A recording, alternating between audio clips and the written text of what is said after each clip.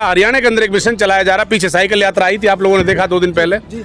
नशा मुक्त हरियाणा। तो मैं चाहूंगा कि नशा मुक्त हरियाणा के साथ साथ एक मिनट मैं रोकना चाहता हूँ। नशा मुक्त हरियाणा सरकार कैसे बनाएगी? जो मुस्लिम गांव है, मुस्लिम बहुल गांव है, जिस मुस्लिम इलाके की बात करूँ या फिर मुस्लिम कम्युनिटी की मैं बात करूँ, तो दारू को, शराब को हराम करार दिया है। वो गाँव के बीचों बीच शराब के ठेके के लाइसेंस दिए जा रहे हैं, तो कैसे नशा मुक्त हरियाणा होगा? जी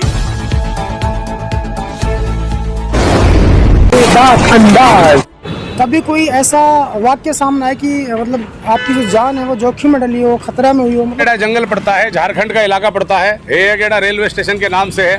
वहाँ नेक्सलाइट एरियन है। हमारी एक टीम, हमारा ग्रीन हंट ऑपरेशन चला था दिसंबर 2012 में। तो जब ग्रीन हंट ऑपरेशन चला 1 महीने कंटिन्यू चला। जिस दिन ऑपरेशन क्लोज था, हम डाल्टनगंज पुलामू लतियार में थे। तो उस समय डाल्टनगंज के अंदर वहाँ पर हमारी जो कंपनियां, हमारी कोबरा कमांडो टीम और हमारी सीआरपीएफ की फोर्स पूरी क्लोज हो रही थी, ऑपरेशन क्लोज हो रहा था। उसी दिन अचानक रेलवे स्टेशन जो है गेड़ा था, उसको उड़ाने की धमकी दी गई और वहाँ पर नक्सलाइट ने अम्बुश लगा दिया। तो वहाँ पर हमारी एक टुकड़ी गई रेलवे स्टेशन और यात्रियों को बचाने और सुरक्षा के लिए। तो उनके ऊपर अम्बुश होता है, वहाँ 6 जवान शहीद हो जाते हैं। भरी सर्दियाँ, दिसंबर का महीना, कड़क ठंड थी। वहाँ पे हमारी टीम कमांडो की, कोबरा कमांडो की, वहाँ पर उनकी रीइंफोर्समेंट में जाती है उनको बचाने के लिए। तो हमारा भी उनके साथ काउंटर चलता है और हम अपनी डेड बॉडियों को जब हम उठाते हैं तो उसी समय उन डेड बॉडियों के अंदर रातों रात में उन लोगों ने माइंस प्लांट कर दिया था। आपकी जान कैसे बची थी वहाँ से? वहाँ हमारी ऐसे जान बची कि वहाँ पर 2 वाक़ये एक साथ हुए। एक तो हमने बराबर काउंटर लड़ा, दुश्मन को पीछे खदेड़ा। उसके बाद जब हमने डेड बॉडियाँ उठाई, एक डेड बॉडी गाँव वालों से उठाई थी सबसे पहले। तो गाँव वाले जब ट्रैक्टर लेकर आगे जा रहे थे, उसमें माइंस था, प्रेशर आईडी लगी हुई थी, वो ब्लास्ट कर गई और उसके टुकड़े हो गए और गाँव के 4 और लोग शहीद हो गए। ये जो कुर्बानी रही है आपकी आज तक, ये देश के लिए कुर्बानी आपने दी है, लेकिन अभी आप जो है 36 बिरादरी के गरीब लोगों को कुर्बानी दे रहे हैं, समाज के लिए कुर्बानी दे रहे हैं। तो अभी लोगों से क्या अपील करना चाहते हैं और क्या मैसेज देना चाहते हैं? जिस काम को आप करवा के सराहनीय और काबिल तारीफ है, जो आप गरीब बच्चों की शादियाँ करा रहे हैं। मैं यही कहूँगा साथियों, हम गरीबों की मदद तो करते ही रहेंगे। सबसे पहले मैं नशे पे को 2 शब्द आपसे कहना चाहूँगा अरशद साहब कि देखो, असल मकसद है हमें मेवात से नशे को जड़ से ख़त्म करना। जिस तरह देश के अंदर मिशन चलाया जा रहा है नशा मुक्त भारत, उसी तरह हरियाणा के अंदर एक मिशन चलाया जा रहा है। पीछे साइकिल यात्रा आई थी, आप लोगों ने देखा 2 दिन पहले। नशा मुक्त हरियाणा।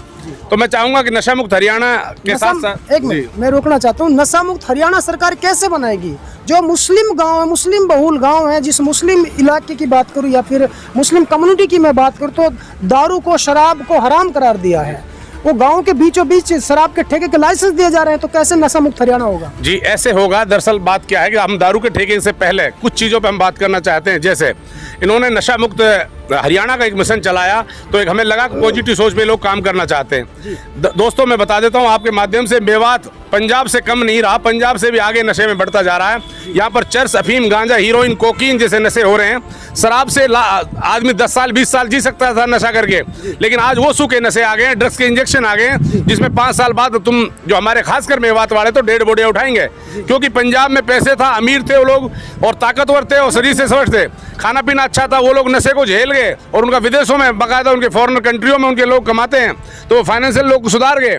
लेकिन मेवात में एजुकेशन भी नहीं है, गरीबी भी है, कमजोरी भी है और स्वास्थ्य भी बहुत कमजोर है। मुझे नहीं लगता आने वाली 5 साल में अगर इसी तरह नशा बढ़ता रहा तो मेवात से हमारे यहाँ के जिम्मेदार लोग डेड बॉडी उठाएंगे।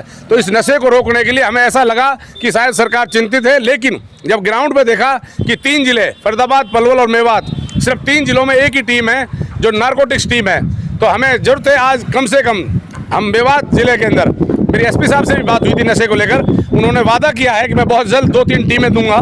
तो मुझे अगर 2-3 टीमें मिली तो इंशाल्लाह मैं कहता हूँ मेवात, नशा मुक्त मेवात हम करके रहेंगे। अगर हमसे नशा मुक्त हरियाणा नहीं हुआ तो इंशाल्लाह हम नशा मुक्त मेवात करके रहेंगे। एसपी साहब ने आपसे वादा किया? जी, एसपी बिजरानिया साहब जी हैं, वो वादे के बहुत पक्के हैं। ये साइकिल यात्रा में डीसी साहब से बात होती है और मैं मंडे को मिलने जा रहा हूँ डीसी साहब से, बाकायदा अपनी कमांडो टीम मेवात के प्लेटफार्म से। और खुद डीसी साहब ने कहा है भाई कमांडो साहब आप इस मिशन में शामिल हो, हम मिशन में आपको पूरी मंजूरी देंगे, आप इस मिशन को काम करें, आप किसी तरह भी नशा मुक्त मेवात करके रहें। तो डीसी साहब और एसपी साहब दोनों ने वादा किया है। तो मुझे उम्मीद है जब हमारे प्रशासनिक अधिकारी हमारा साथ देंगे तो हमारे लीडर साहिबान, हमारे जिम्मेदार कौम के साथी भी आगे आएँ और नौजवान गांव-गांव पंचायत करें और नशे के खिलाफ हो जाएं और इनकी लिस्ट बना के तैयार रखें। फिर भी अगर ये पंचायतों से नहीं मानते हैं तो इंशाल्लाह आपका कमांडो भाई आने वाले 10 दिन बाद बड़े लेवल पे एक मिशन चलाने वाला है नशे को लेके। और रही बात हमारी गरीब यतीम माजूर मजलूमों की, जैसा कि आपको हम ऐसे देखते हैं, आपकी वीडियो वायरल होती है, हम लोग देखते हैं। अरशद भाई भी अपने पत्रकारिता से टाइम निकाल के समाज सेवा आप लोग करते हो, जिस तरह आप काम करते हो उसी तर्ज पे हमने एक प्रण लिया था। हमारे ऑल इंडिया लेवल पर जो समाज सेवी हैं हर्ष भाई चिकारा जी, वो घासेड़ा आए थे, मेवात आए थे, मैं उस समय कश्मीर में था, तो मैंने देखा कि वहाँ एक वाल्मीकि समाज था और वो बेचारा स्कूल में ही रहता था, नौकरी करता था, स्कूल की जगह में रहता था, उसके पास घर मकान भी नहीं थे। तो वो क्या होता कि उसकी मैसेज चिकारा भाई के पास जाता, हर्ष भाई के पास, तो हर्ष भाई वहाँ उसको मदद लेकर आते हैं, तो हमारे मेवात के लोगों की आंखें भी खुलती हैं। तब पता चलता है कि हमारी नाक के नीचे इस तरह गरीब यतीम माजूर मजलूम परेशान है। तो मैंने उस दिन कसम खाई थी, अपने फेसबुक माध्यम के उससे लिखा था अरशद भाई कि इंशाल्लाह हर्ष भाई आज के बाद आपको मेवात नहीं आना पड़ेगा। और उसी दिन मैंने अपील करी, जो साथी मेरे साथ जुड़ना चाहे गरीब यतीम माजूर मजलूमों की मदद करने के लिए वो आगे आए। उसी दिन 200 साथियों की टीम बनी और आज लगातार वो टीम बढ़ते बढ़ते 400 प्लस हो गई है और लगातार आज 51 यतीम बहनों और उसमें माजूर मजलूमों की मदद पूरी हो चुकी है। कुल 3 महीने के अंदर, चौथा महीना 4 तारीख से शुरू है, आज तारीख मेरे हिसाब से करीबन 9 तारीख है, 5 दिन ऊपर गए हैं चौथे महीने में, तो 51 मदद जारी है। 5 शादियाँ मेरे पास अभी बराबर आ रही हैं। अभी मेवात के लोगों की या मेवात की जनता की बात की जाए तो वो आपके काम से बहुत प्रेरित हैं, बहुत खुश हैं। इसलिए मेरे दर्शकों ने कम से कम 50 ऐसे दर्शकों की मेरे पास कॉल आई, उन्होंने मेरे से ये कहा है कि मेवात का सबसे बड़ा चैनल है, हम चाहते हैं कि आप कमांडो साहब को एक बार इस पर दिखाएं। आप कमांडो साहब को क्यों नहीं दिखाते हैं? क्या आपकी उनसे बनती नहीं है? क्या आप उनसे चिढ़ते हैं? इस तरीके शब्द उन्होंने मेरे से बोला है। तो मैंने उनसे वादा किया कि मैं इंशाल्लाह आज जाऊंगा और जा करके मैं कमांडो साहब को ज़रूर अपने चैनल के माध्यम से लोगों के सामने दर्शाऊंगा। तो हमारे चैनल के माध्यम से मेवात की आवाम से अपील क्या करना चाहते हैं आप इस अच्छे काम को लेकर? मैं अरशद भाई सबसे पहले तो उन साथियों का शुक्रगुजार हूँ जिन्होंने इतनी फिक्र ली और आप जैसे साथी को बताया कि एक जिम्मेदारी दी और आपकी जिम्मेदारी, आपने उन साथियों का वादा पूरा किया। आपने खुद मेरे पास फ़ोन किया और मेरे पास आप मिलने आए और आपने बाकायदा अच्छी सोच ही जब भी आपने ये कोशिश की।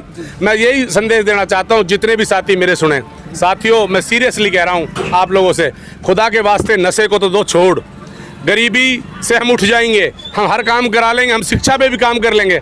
हम यदि हमने घर घर से 100 रुपये लिया तो हर महीने एक हम इंटरनेशनल स्कूल मेवात को दे सकते हैं फ्री ऑफ कॉस्ट हर महीने। और साथियों 100 रुपये से किसी समाज का कुछ नहीं होता। रही बात गरीबी की, यतीम बहनों की, किसी गांव के लिए कोई भी बहन की शादी करना मुश्किल नहीं है, बशर्ते जरूरतें खड़े होने की, बशर्ते जरूरतें तुम्हें शर्म आने की। क्या हमें जिम्मेदार लोगों को शर्म नहीं आनी चाहिए? क्या सोचना नहीं चाहिए नौजवानों को? आज हम माँ बहनों की वीडियो वायरल करते हैं, गंदी गंदी वीडियो को वायरल करते हो। क्या तुम अच्छे काम और पॉजिटिव काम को आगे वायरल करते हो? नहीं करते हो। तुम अच्छे कामों को वायरल करो, नेगेटिव को खत्म करो, देखना एक पॉजिटिव सोच बनेगी मेवात में और इंशाल्लाह मेवात के अंदर पॉजिटिव काम होते रहेंगे, मैं उम्मीद करता हूं। और एक संदेश और लास्ट में देता हूं साथियों, आज के हालात में सबसे मैं ये कहूँगा आपसे मेवात वासियों से, जमीयत उलमा हिंद ने गरीब यतीम माजूर मजलूमों की सबसे ज़्यादा मदद की है। मैंने अपनी आंखों से देखा है, मैं चश्मदीद हूँ, मैंने मौके पे देखा है। जमीयत ने उन लोगों की फुल मदद की है जिनका दंगों से कोई लेना देना नहीं, परेशान हाल है, घर टूट गया है, रेहड़ी पटरी वाले मेरे सामने, उसमें हिंदू भी है, मुसलमान भी है, सर्व धर्म के लोग हैं। और यही हमारे लिए धर्म कोई मायने नहीं रखता, हमारे लिए भी हिंदू हो चाहे मुसलमान, जिसकी जो मैसेज मिलता है हम वहाँ पर पहुँचते हैं। जनाब अरशद साहब सोना में आपको बताया था, आपके नाम से मैसेज आया था, रेखा बहन ने बताया था। तो मैं कहूँगा कि मेवात वासियों, आज जरूरत है हमें जमीयत उलमा हिंद के साथ खड़े होने की। साथियों जमीयत उलमा हिंद बहुत ही फिक्रमंद वो संगठन है जो देश के लिए बड़े लेवल पे काम करता है, सर्वधर्म के लिए काम करता है, मानवता पे काम करता है। साथियों सचमुच मैंने ग्राउंड पे देखा है, 70 घर टूट गए थे फिरोजपुर जिला में, वहाँ जमीयत उलमा हिंद पहुँची, हमारे हिंदू भाइयों के पास भी पहुँची, मुसलमान भाइयों के पास पहुँची। 400 लोगों को मेरे सामने 20-20 हज़ार रुपये के चेक दिए, 40 लाख रुपए एक दिन के अंदर जमीयत उलमा हिंद ने दिए। साथियों मैं अपील यही करूँगा कि कौम के जिम्मेदारों, नेता जो हमारे जिस तरह से ये काम कर रहे हैं वो तो तुम सबके सामने हैं। मैं ज़्यादा तो इन नेताओं के बारे में नहीं कहूँगा, मैं इतना ही कहूँगा तुम इसी तरह दुबके रहो। मैं तो चाहूँ तो चुनाव भी मत लड़ो, तुम इसी तरह दुबके रहो। यहाँ पर जमीयत के बड़े आलिमों को ही आगे आने दो, वही चुनाव लड़ लेंगे और वही सब कुछ कर लेंगे सवाम का।